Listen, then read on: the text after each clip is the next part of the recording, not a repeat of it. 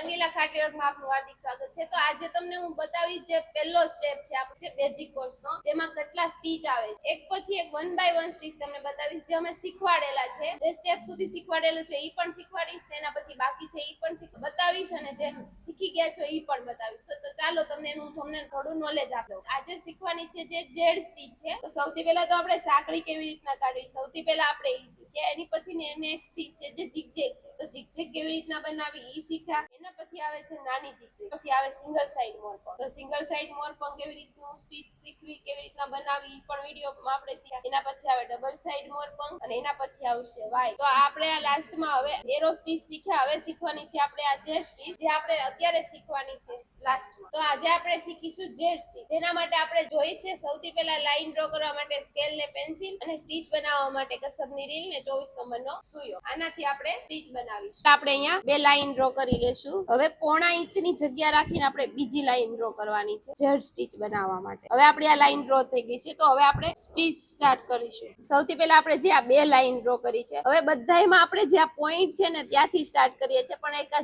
Zed stitch એવી છે કે એને ઊંધી સાઈડ થી સ્ટાર્ટ થાય છે। જો આ પોઈન્ટ છે તેની આ સાઈડ આપણે જવું છે, એના અંદરની સાઈડ થી સ્ટાર્ટ થશે। તો જેટલો આપણે આડો ટાંકો લેવાનો છે એટલી જગ્યા મૂકીને સ્ટાર્ટ કરવાનું છે। તો સૌથી પહેલા ધાગો ઉપર લેવાનું છે। હવે સ્ટાર્ટિંગમાં આપણે આની આ સાઈડ જવાનું છે, જે લાઈન ડ્રો કરી છે એમાં આ સાઈડ જગ્યા મૂકી છે એની સાઈડ, તો આપણે એની પાછળની સાઈડ એક ઝીણી સાંકળી લેવાની છે, જે સ્ટાર્ટિંગ નો લોક કરવા માટે। હવે ત્યાંથી આપણે આ સાઈડ જવાનું છે, તો આપણે ઈ સાઈડ લીધી એક આડી સાંકળી, એને અડીને પાછી બીજી ઝીણી સાંકળી લેવાની છે। હવે અહીંયાથી જેમ નીચેથી આપણે અંદરની સાઈડ લીધું, એમ અહીંયાથી એકદમ ક્રોસ લેવાનું છે, જે આ પોઈન્ટ છે એની ઉપર જ ઉપરની લાઈનમાં જ અહીંયા આવવું જોઈએ એ રીતના એકદમ ક્રોસ લેવાનું છે। ક્રોસ લીધું તો એને અડીને ઝીણી સાંકળી લેવાની છે। હવે ત્યાંથી આમાં કેમ આ સાઈડ ગયા, એમાં સેમ આ સાઈડ આપણે આમાં પણ આ સાઈડ જવાનું છે, ત્યાંથી પછી ઝીણી સાંકળી લીધી। હવે આપણે એક સ્ટેજ આપણી આ બની ગઈ છે, જે 3 સ્ટેપમાં છે। અહીંયાથી સ્ટાર્ટ કર્યું તો આપણે આ સાઈડ આવ્યા 1, અહીંથી ક્રોસ લીધું 2, અહીંથી ક્રોસ લીધું 3। હવે આપણે બીજી સ્ટાર્ટ કરવી છે, તો એના માટે આપણે એક મોટી સાંકળી લેવાની। મોટી સાંકળી લઈને જે આ વચ્ચેનો ગેપ છે એની જગ્યા મૂકવાની છે,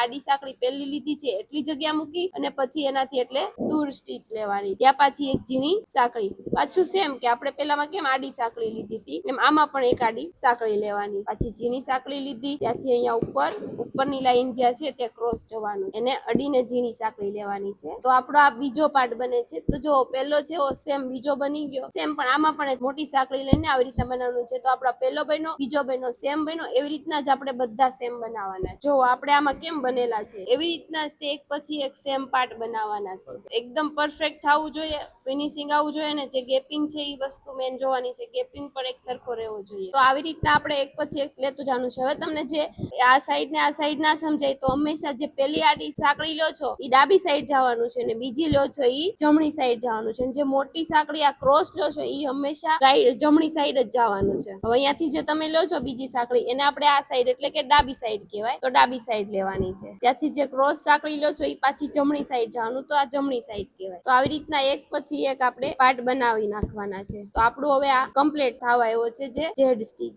છે। તો હવે આપણું આ કમ્પ્લીટ થઈ ગયું, તો હવે આપણે અહીંયા લોક કરી દઈશું। તો આપણી આ જેડ સ્ટીચ કમ્પ્લીટ થઈ ગઈ છે, જે આપણે ખાટલી વર્ક શીખવામાં બેઝિક સ્ટીચ છે। તમારે આવી રીતે નવી નવી સ્ટીચ શીખવી છે, તો અમારી ચેનલના નીચે આપેલા બેલ આઇકોનને દબાવી અને સબસ્ક્રાઇબ કરી શકો છો, અને બીજાને પણ શીખવી છે તો અમારી વિડીયો તમે બીજાને પણ શેર કરી શકો છો। Thank you.